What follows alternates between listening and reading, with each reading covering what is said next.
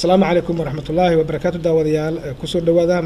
مقال أرجع سومالي سطح رنتي سمجالة أصلا داوديال سيدا على سعتان مجالة أصلا وح بوغشكوي مثل إذا وزاري هو سوماليا بروفيسور عبد الولي محمد علي قاس isagoo halkaasi kula kulmay bulshooyinka Soomaaliyeed ee ku nool magaalada Oslo iyo guud ahaan dalka Norway sida aad la socotaan Cabdiweli Maxamed Cali Gaas waxa lagu xasuusan karaa waxyaabo fara badan oo dalka Soomaaliya uu ku soo kordhiyay oo ka mid tahay dhaqangelintii dastuurka Soomaaliya iyo ku dhaqanka dawladda federaalka ee Soomaaliya ka jirta maanta dawladyaal marka aan soo qaadano marka laga hadlayo xornimadii dalka Soomaaliya ee gaartay gobolada waqooyi iyo gobolada koonfur dalkoodii markasta oo hadalka la soo qaado meesha waxaan ka marnayn SYL iyo SNL oo ah kuwii xornimada dalka soo gaarsiiyay sidoo kale Cabdiweli Maxamed Cali Gaas marna kama marnaan doono haduu eebidmo taariikhda Soomaaliya markasta oo laga hadlo dawlad federaal oo Soomaaliya ka jirta waxa lagu xusi doonaa Professor Cabdiweli Maxamed Cali Gaas Cabdiweli ku soo dhawow Soomaali Sat wadaha walaal aad u mahadsantahay waraysigana waa Cabdiweli waxaa jirta CV-gaagii wax halka lagu soo koobi karayo ma aha balse inaan wax yar nooga taabato waxaan jeclaan lahayn ugu horeyn horta Cabdiweli xageed ku dhalatay walaal anigu waxaan ku dhashay gaalkacyo miyiga magaalada gaalkacyo baan ku dhashay anoo yar oo 5 sano jir ayaa waxaa la ii keenay magaalada Dhuusamareeb adeerkay Cabdullaahi Cali Gaas isaga ayaana soo koriyay oo korriimadeedii iyo waxbarashadeedii waxaan ku soo barbaaray magaalada Dhuusamareeb ilaa aan kaga baxay dugsiga sare ka bacdina waxaan u soo wareegay Xamar oo aan ka dhigtay jaamacadda Soomaaliya qaybta culumta dhaqaalaha waxaan qalin jabiyay dhamaadkii 1984 ka bacdina waxaan u shaqeeyay wasaaradda maaliyadda ee Soomaaliya taasoo aan ka gaaray agaasimaha canshuurta wax soo saarka oo la soo shaqeeyay wasiirkii Cabdullaahi Warsamo Nuur ka horna wasiirkii Maxamed Sheekh Cusmaan Allah u naxariisto ka bacdi waxaan waxbarasho ka helay 1986 dalka Mareykanka oo aan imid magaalada Nashville Tennessee jaamacad ku taalo yiraahdo Vanderbilt University waxaan ka qaatay shahaadada masterska 1988 dabadeedna Soomaaliya ku laabtay ka bacdina waxaan ku soo laabtay Mareykan haddana waxaan ka dhameystay jaamacadda Harvard University waxaan ka sameeyay shahaadada masterska oo ah MBA Public Administration ka bacdina PhD waxaan ka sameeyay jaamacadda George Mason University ee Virginia dabadeedna waxaan shaqo ka bilaabay gobolka Virginia dowladda Mareykanka ayaan u shaqeeyay dabadeedna 2003 waxaan u wareegay jaamacadda Nyaga University oo aan macallin ka ahaa ilaa aan ka galay dowladdii Soomaaliya haddaan usoo noqdo maasatahay CV-gaaga ee noo soo koobtay goormay kugu dhalatay Cabdiweli in aad wax ka qabato siyaasadda dalka Soomaaliya walaal Soomaaliya waddankaygii weeye muddo ayaan aad ugu fakarayay inaan Soomaaliya aado sababtoo ah Soomaaliya wax badan bay ii gashay Soomaaliya abaal weyn bay igu leedahay Soomaaliya way soo barbaarisay waxbay soo bartay marka dadka u dhashaan nahay jiilka aniga aan ka mid ahay iyo inta iga yaryarba waxa la joogaa waqtigoodii qolaba mar bay joogtaa maanta anaga joogna marka waqtiga maadaama anaga aan joogno inaan wax ka qabanahay waa lagama maarmaan marka waan tagi jiray fasaxyadayda jaamacadda 2008 waan tagay waxaan wax ka dhigay jaamacadda PSU Puntland State University ku taala Garowe 2010 waan tagay oo iyana Puntland baan waxaan u shaqeynayay wasaaradda maaliyadda mashruuc UNDP-da ay fangareysay ka horna 2005 2006 waxaan joogay barnaamijkii JNA-da Joint Needs Assessment for Somalia oo laga hadlayay Soomaaliya dib u dhiskeeda oo ka ahaa qaybta dhaqaalaha aan ka shaqeynayay marka Soomaaliya socodkaygu aad buu u badnaa mar walbana waxaan islahaa aqoontaada iyo waqtigaaga intii kaaga suurtagal ah ku ficnaan inaad kaliso dadka diilaha yiraahdo waxa kugu horeysay in aad wax ka qabato dhanka dawladda Soomaaliya inta la gaarin federaalka dawladda kumeel gaarka xukuumaddii Farmaajo si fiican maxaad ka soo qabatay waxaan ahaa walaalkii Farmaajo oo nin aan saaxiib nahay isku magaalada aan ku noolayn meel isu dhow aan ku noolnahay kulina aan ku noolnahay ayaan dawladdiisa waxaan ka noqday wasiirka wasaaradda qorsheynta iyo xiriirka caalamiga waxaan kaloo ka ahaa ra'iisul wasaare ku xigeen intaan joogay hay'adaasi runtii waxay ahayd hay-ad markii hore aan runtii muddo wax laga qabanin markaan imid waxaan ku dadaalay marka in hay-adda ay wasaaraddu ay xoog yeelato waxaan heshiis la galay hay-adda UNDP United Nations Development Program mashruuc oo lacag fiican runtii ay ku bixiyeen oo aysan Soomaaliya aysan waagi hore siin jirinin laakiin aniga runtii aad bay iisoo dhaweeyeen waxaanan marka sameynay qeyb dhan oo la yiraahdo qeybta deeqaha inaan dad macro furan yani aid coordinating unit waxa la yiraahdaa ayaan subiyey wasaaraddiina dib waxba in lagu subiyo oo dib loo yagleelo oo hay-adda shaqeynaysa sababta waxa weeye wasaaradda qorsheynta xiriirka caalamiga waa wasaarad muhiim u ah dib u dhiska dalka Soomaaliyeed marka iyadan ka shaqeeyay ilaa aan ka noqday ra'iisul wasaare markii aad dowladda la shaqeysay kadib baad waxaad noqotay ra'iisul wasaare isla madaxweyne isagoo wadanka uu ka ahaa Sheekh Shariif Sheekh Axmed markii aad ra'iisul wasaare ka noqonayso Soomaaliya ma dalbasho adigoo aad dalbatay ahayd ma madaxweynaha ayaa ka dalbaday inaad ka noqoto ra'iisul wasaarka Soomaaliya mise talooyin kale oo fara badan madaxweynaha la siiyay darteed yaad ku timid waxaan idin sheegayaa oo idin cadeynayaa weligii inta madaxweynaha u tagay ra'iisul wasaare iga dhigma oran markii anigu dowladda farmaajo halka meesha uu joogay anigu waxaan aaminsanahay nidaamka dawliga sida tahay in loo raaco wada shaqeynta joogtada ah waxaa la lahaa ra'iisul wasaarahaygii oo ah Maxamed Cabdullaahi Farmaajo aan wasiir baan ahaa marka shaqadaydu as an executive member ka ah guriga wasiirada shaqadaydu waxay ahayd waxay la xiriirtay ra'iisul wasaaraha laakiin madaxweynuhu hadduu ii baahdo oo ii yeero mararka qaarkood ama su-aal weydiiyo ama warbixin uu iga baahdo dabcan dee waad u tagaysaayo waad la shaqeynaysaa madaxweynahagii weeye laakiin shaqadayda tooska ah intii aan la shaqeynayo dowladda Farmaajo marna anagu maana kala leexan ra'iisul wasaare iyo wasiirkiisa wada shaqeynaya aan ahayn kabacdi markii Kampala la isugu tagay bishii May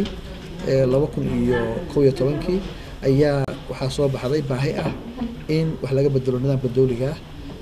waxaa is hayay baarlamaankii iyo xukuumaddii waxaa is hayay baarlamaankii iyo madaxweynihii waxaa is hayay baarlamaankii iyo xukuumaddii iyo gobolladii iyo dowladdii oo ahayd executive branch madaxweynihii iyo wasaarihii oo dhan ah iyo intii kale oo isku meel ah marka dhib badan baa ka jirtay oo la socotaan oo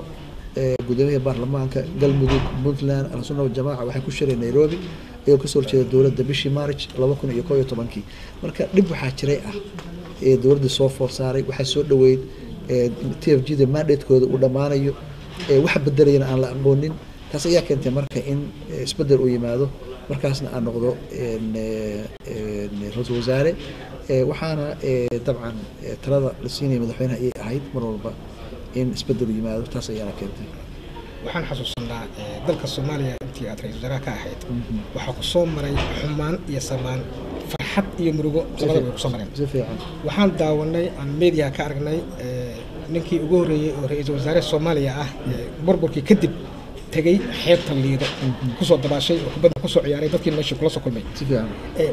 ma noo sheegi kartaa waxyaabihii wadada kugu reebay oo dhibaatada weyn aad kala kulantay intii aad ka ahayd ra'iisul wasaarka Soomaaliya wallahi niyahow runtii hal sano iyo 4 bilood ayaan joogay meesha madaxan ka ah ra'iisul wasaare runtii xabar yani Soomaaliya ka shaqeynteedu meel mar walba adiga farxad joogta aad ku jiraysaa ma jirto wadan wuxuu ahaa dhib badan ku jira hawl badan baa noo taalay wala socotaanoo يعني شقada daba kaga baahan aad u tiro badnayd waqtiguna aad u yaraa dhaqaalaha iyo resource-ku aad u yaraayeen marka farxadaydu ma aysan badnayn laakiin waxa farxad gelinayo oo kaliya waxay ahayd hawl muayana waqti muayana lagu qabanayo inaad qabataahay oo guushaas gaartaahay taas ku farxad gelinaysa laakiin sida kale wadankayga baan joogay dadkayga waan la joogay dalkayga baan joogay inaan wadankayga ka shaqeynayo oo ku soo laabto aad baan ugu faraxsanaa marka talaabooyinkaas aan qaadayna oo xeebta la tagaya iyo dadka loo sheekaysanaya iyo ummadda ku dhex jirta iyo adoo marka aaminsan in waqtigaagi micno uu leeyahay inta anigu intaas ka joogi lahaa Niagara University ciyaal cadaan ah oo lacag laho aan anigana wax yani qiimo weyn oo iyaga aysan jirin aan hor joogi lahaa in wadankayga ku laabto waqti galiyo aad iyo farxad gelinaysa laakiin dhib badanna waa jirto mararka qaarkood hurdo la'aan waxaan kici jiray 5 iyo barka galab subaxnimo markii salaada subax la tukanayo waxaan seexan jiray kowda habeenimo inta u dhaxaysan shaqo ku jira marka hawl waqti aad u dhib badan buu ahaa caqabado fara badan baa in hortaagnaa oo ay kamid ahaayeen al-shabaab oo kula dagaalamayay magaalada Muqdisho xoogoodii badnaydna magaaladii ka baxay dalka Soomaaliya ka sii yaraada intii adiga aad rajaynaa waddankaad ka ahayd ma isku daydeen al-shabaab meesha aad xoog kaga hortagi lahaydeen inaad wada hadal la gashaan dabcan anaga waxa weeye wiil Soomaaliyeed inuu dhinto danu kuma jirin waa walaalahayo waa wiilashayadii waa aabayaasha qaarkood marka yani dan kuma jirto sidana nabadgelyo laguma gaaro colaad nabadgelyo ma gaari kartid adoo colaad maraya aanan aaminsanayn laakiin haddana ma aanan ogolaan karin al-shabaab inay hadafkeeda siyaasiyeed ku gaarto colaad namaanan aqbali karin midda kale al-shabaab أنا ممكن تروح يا كبعدي حكوش رين بيدبو وحي هذا الأشهر من لما يراهدو القاعدة الصومالية نهاي هرب القاعدة لا نهاي مثل القاعدة قفقة وأنا جد الصومالية اللهين ويعني الدم الصوماليين أولين سبعة وهذا إذا الأحمر كلام آد بي أي أودي بدنانيسا لكن وأسكت ديني أنت تبرت يا أنا علاد يرينه أنا شدة يرينه أنا نبت يرينه لكن ما يسوي تجرينه أو نمر بدقال كتير أي عين مدن عبد ولي waxaan la soconaa oo aragnay in markii aad la kulantay fanaaniintii Soomaaliya ee qaranka ee gobolada Waaberiga golaha martida iyo magaalada in uu ka dhacay qarax ismiidaamina loona dal lahaa adiga la fahantaada meesha lagu waxyeelay ama lagu diro qaraxaas cidii ka dambeysay iyo cidii ku lug lahayd wax ma laga soo qabtay walaal waqtiga qaraxaasi waxa ahaa maalintii loo dabaaldegayay sanad guuradii koowaad ee dib u soo nooleyntii TV-ga qaranka ahayd bishii Abriil 4teedii bay ahayd waan ka daawateen oo TV-yaasha iyo website-yada ka aragtay qarax soo dhacay laakiin anagu mar walba waxaan aaminsanaa kula qaraxaas waxa ka dambeeyay dad aan nabad Soomaaliyeed rabin hadda cid u xiran oo loo soo qabtay oo dambi lagu soo oogay oo lama ay jirto laakiin waxaan filayaa qiyaasayaa inay al-shabaab ka dambeeyeen cid kale ku leh Allah yaclam ma garan karaan laakiin aniga danigaygu waxa weeye inuu ahaa al-shabaab ka dambeeyeen iyo cadal Soomaaliyeed oo rabin in road map ku fulo in yani dowladnimadu ay taaba gasho in Soomaaliya nabad iyo yani iyo ay hesho naruuro bay ahaayeen laakiin uma suurta gelin ilaahayna ma yeerin annaguna hadafkayga nagama aysan weecin oo sidii aanu barnaamij u wadanay intaas ka dhigay isagoo ay bedelin wadankayga ku noolaa haddaan intana waqtigayga ma dhaafayo haddii aan noolahayn shaqadeeda baan sii fushanayo sii qabsanayo marka waxba aniga shidaa iyo intaas koo naxadeenana ima gelin markii hore gadaalna aniga wax shidaa iguma aysan haynin shabaab marka waan goosnaa la dagaalano yana waan la dagaalamayeen cadow kasta oo Soomaaliyeed oo horumarka Soomaaliyeed diidana waan la dagaalamayeen marka dib waxaas aniga iguma hayn haddii aan u soo laabano kadib markii xilkii ra'iisul wasaaraha ee dalka Soomaaliya aad ku wareejisay Cabdi Faarax Sheekh Shidon aad ku wareejisay waxaa dhacday in aad socdaal ku aaday Puntland aad martay magaalooyin fara badan oo Puntland ka tirsan inaad sii marsay socdaalkaaga muxuu ku aaday socdaalkaygu wuxuu ahaa markaas aniga xildhibaan baan ahaa waxaan ka tirsanaa xildhibaanada Puntland laga soo doortay ayaan dowladda cusub markii la soo dhisay aan ku biiray marka maadaama xildhibaan aad tahay markaasna hawshii fulinta ee dowladda naga soo dhamaatay inaan dhulka ku laabto dadkii soo arko soo waraysto xildhibaan hadda waan u sheegay xildhibaanada hadda yani waa fursada aan farayo weeye xildhibaan looma ahan xamar la iska joogo hoteelo la deganaado mushaar meesha yarka meesha lagu sugo xildhibaanimadu micnaheedu ma dad baad matashaa inaad ku laabataan caafimaadkooda waxbarashadooda biyahooda nabadooda horumarkooda inaad ka shaqaysaa la rabaa xildhibaan qaranna waa tahay oo danta qaranka waa ka shaqaynaysaa meeshii lagaa soo doortay iyo dadkii kusoo doortayna dantooda inaad fuliso waa laga maarmaan hawsha aan u tagay saasay ahayd dadkii inaan dhulkii soo arko yani waan ku wareegay gaalkacyo laga bilaabo ilaa Boosaaso inta u dhaxaysa iyo inta geesaha intaba in badan baan ka tagay marka waxay ahayd safarkaygu ku saabsanaa u kurgalid xaaladda dhabta ee ka jirta dalka waxaa jirta warar la soo dhexmarayo ku aadan in mudane Cabdi Weli aad isu diyaarinaysay markii socdaalka aad ku sameeysay Puntland in aad madax ka noqoto ama aad maamusho dalka Puntland arrintan maxaa ka jira waxaas walaal waxa kama jira saa idin sheegay wax hadda markaas opportunity ka banaaneed oo loo tartamayeen ma aysan jirinba iyo fursad ka banaaneed meesha ma aysan jirin qofku waxaa la rabaa inay fursad banaan tahay marka aad leedahay xataa aad ku fakarayso yani waali iyo moogtahay madax fuluq lama reebo waxaa la rabaa wixii inay ama fursadii jirto ama nidaamkii jiro ama marka dadkaas aan u sheegaya talabaad waxaa weeye markaasaaban ka imidba Soomaaliya oo ka ahaa ra'iisul wasaare marka inaan yani u bood meel kale oo isla waalidaas noocaan ma aysan igu jirin waxay ahayd runtii xaaladda dhabta ah inaan soo ogaado dadka la soo tashado iswareysano wixii Soomaaliya ka dhacayna uga warramo saada idinkugu warramayo iyana aan wareysto xaaladooda dhabta ay ku jireen marka waa iska hadal weey waxaas wax jira ma jiraan maamulka Puntland oo aad kula kulantay Puntland intaad mareysay absolutely madaxweynaha waan kulanay garow waan ku kulanay aad waa soo dhaweeyay يعني garow wada socotaano idaacadaha waa ka aragteen tibiyasha waa ka aragteen ciidi waxaan ku tukaday garowe garow wada joognay madaxweynaha kaliya maahan dad badan oo kale oo madaxda dawladda waa israagnay ama wasiirada ahaadaan ama xildhibaanaha ahaadaan ama maamulka dawladda ku jiraan ka bacdina socodka ayaan sii watay ilaa aan boosaaso ka tagay iyo ilaa aan ka soo laabtay boosaaso intii aad joogtay wax dhibaato ah la kulantay ma jirtaa waxyaabo yar oo ka dhacay intaan boos joogay waa ay jiraan laakiin sida aan hadda ka horba sheegay ma jeclay waxyaabahaas yararka ah oo iska dhacay aniga micno badan iima suubinaynin haddana inaan ka hadlo oo kasii hadlahay micno badan ma suubinaysa mudane cabdi weli ma ku jirtaa weli siyaasadda Soomaaliya oo ma laga yaabaa in aad musharax dambe aad ka soo noqoto xilka madaxtinimada dalka Soomaaliya والله هذا أنا وحنا قاعد كنت أبغى شقيني يا حويه الصومالية إن وحي أروح من كلا وقبته وأقول واجب حسلا يا حدي وحن أقونه وحن حرير عالمي الله يرحمه وحن أقونه كوجد بيا هدي شرته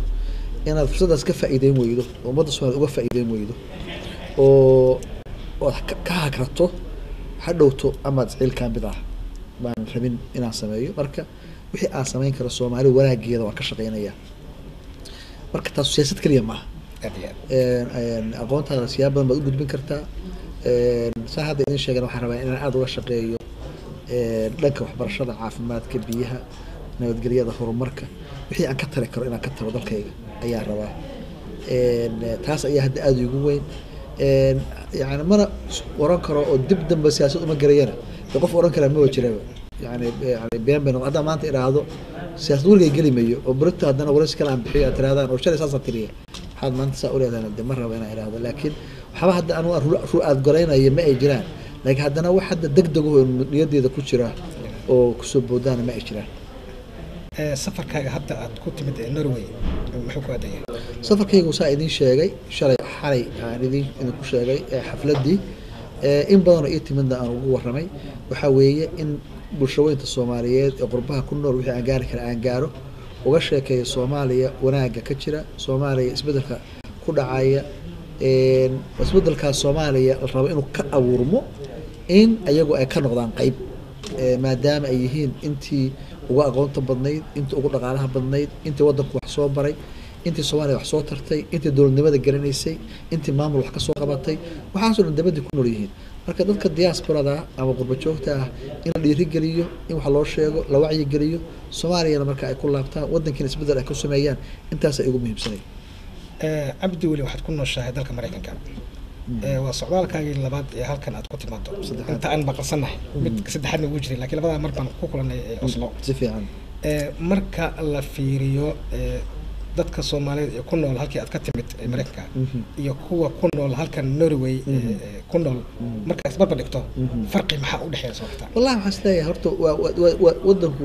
wadamada wastiga dadka ku nooli wada isu dhow systemkooda dawliga ahina aad buu isugu dhow yahay laakiin xoogaa waxaad moodaa Mareykanku waa wadan ka weyn de مثلا hadda dadka wadamada Scandinavian-ka inta dadka ku nool oo dhan markii la isku daro kama badna waxaan malinayaa Sweden iyo Denmark iyo Norway markii la isku daro waxaa ka badan population ku nool New York City magaalada caasimadda New York kaliya waxaa ku nool 9 milyan oo qof ku nool marka waa wadan weyn aad weyn Mareykanku marka loo eego Norway iyo wadamada Scandinavian-ka laakiin system badan bay wadaagaan yani dhaqaalaha market economy yani la yiraahdo suuqa dhaqaalaha xorta suuqa xorta ayay wada haystaan wadamada dimuqraasiyad ku shaqeeya weeyo oo doorasho iyo nidaam axzaab ku shaqeeya laakiin waxyaabo badan kala duwan ma jiraan oo Mareykanku waa wadan dhanka extreme capitalism la yiraahdo weeyo oo dowladdu waxba aysan lahayn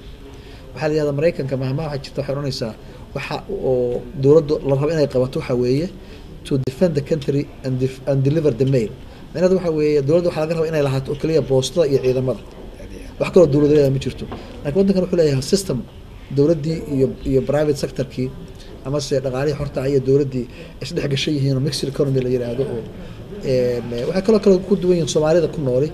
systemkaas hagaya xagga waxaa aad yani xor u ah ganacsiga waxaa xor u ah qofku inuu private sectorka si fiican uga qayb qaato dukaanba furto ganacsi ka qayb galo 2,000 oo yani businesses 2,000 oo yani meheradood ayaa Soomaalidu magaalada Minneapolis kaliya ku leedahay marka isbedelkaas wuu jiraa oo يعني ay keenayso laba system sida xiyirka ay kala duwan yihiin laakiin xagga dadku dhibaatana waa qabaan oo dhibaatada ay qabtaan qurba joog ahaan ku qabtaan familiyada kala tagaya caruurtan dhibaatada galaya ilmaha fursad ku qaadanayaan yani dadkan yani crisis-ka oo galaya oo waxa la yiraahdaa oo crisis of maaragtay identity oo ah ilmo la keenay oo Soomaalina ahayn Mareykanna ahayn waxaas oo dhan problemkaas oo first generation ay la kulmaan waa aad wadaagtaan dhanka kale success-ka ah oo maadaama nabadgelyo iyo xurriyad iyo waxbarasho iyo caafimaad iyo dhaqaalaha hesheen dad badan oo halkaas successful waa jiraan xaggana waa ay jiraan laakiin waxaan dhaataan waxa weeye naga fiican tihiin xagga ka qaybgalka dawladda Sweden oo kale 3 nin baa waxay ku jiraan sida la ii sheegay waxay ku jiraan baarlamaanka Sweden iyagoo dad yimid ah halkan ma arkayo waxaad ku jirtaan magaalooyinka iyo gobolada aad ugu jirtaan baasho oo tartami doono soo xal noo sheegana waa uu jiraa laakiin taas anaga way nagu yartahay Soomaalida Mareykan ku nool xagga siyaasadda dawladda in aad looga qayb galay aad nagu badnaa ugu dambeyn mudane Cabdiweli maxaa tala ah oo aad u soo jeedin lahayd dadweynaha ku daawanaya waxaan soo jeedinayaa waxa weeye oo kali ah qof walba inuu niyada ku hayo isbedelka Soomaaliya rabo ama aan ka rabno kulligeen isbedel baan rabnaa kulligeen nabadgelyo rabnaa waddanka soo laabtaan rabnaa horumar baan rabnaa inaan ku laabano nolol iyo wanaagsan ka samaysanaa rabnaa haddana isbedelkaas haddii aad ka mid noqonin oo aadan wax ku biirin oo aadan yani wax ku darsanin ma imaanayo marka waxaan ku buurinayaa waxa weeye isbedelka Soomaaliya aan ka rabno aan ka mid noqono aan wax ku darsanno aan dadaalo waxaan lagu gaari karaa midnimo Soomaaliyeed waa isku khasbanahay ma kala tagayno midkayana gaar dawlad gaar uma noqon karo marka inaanu waqti aan iska dhumin oo haddaba aan saacadan la joogo u dadaalo inaan midnimo Soomaalinimo karaamada iyo sharafta dalka dib loo soo celiyo Soomaaliya ahaan jirtay ay dib ugu soo laabato aan hor u socono meesha ay istaahiso waddankeena aan gaarsiino karaamada iyo sharafta aan ku lahayn yani bulshada caalamka meesha ay kaga jiray inaan ka galno baan u baahanahay marka waxa weeye waqti dambe yuusan naga dhumin 20 dhowr sano aan isaysanay isjiidaynay meel aan ku gaarnay ma jirto cid gaar hadda ugu balaashayo raaqo heshiina ma ay jirto marka waxaan u baahanahay inaanu Soomaalinimo iyo midnimo ka shaqeyno ayadaana deeqda ayadaana aanu ku baraari karnaa ku horumari karnaa aad iyo aad maastay daawadayaalkaasi wuxuu ahaa Cabdiweli Maxamed Cali Gaas ra'iisul wasaarihii hore ee dalka Soomaaliya aabihii federaalka Soomaaliya isku dubridihii iyo hindisihii dhaqanka Soomaaliya maanta ay ku dhaqmayso oo federaalka ah tan iyo inta aanu barnaamijkan mid lamid ah ku kulmi doona Du'eebidmo waa anigoo ah Maxamed Cali Axmed السلام عليكم ورحمة الله وبركاته.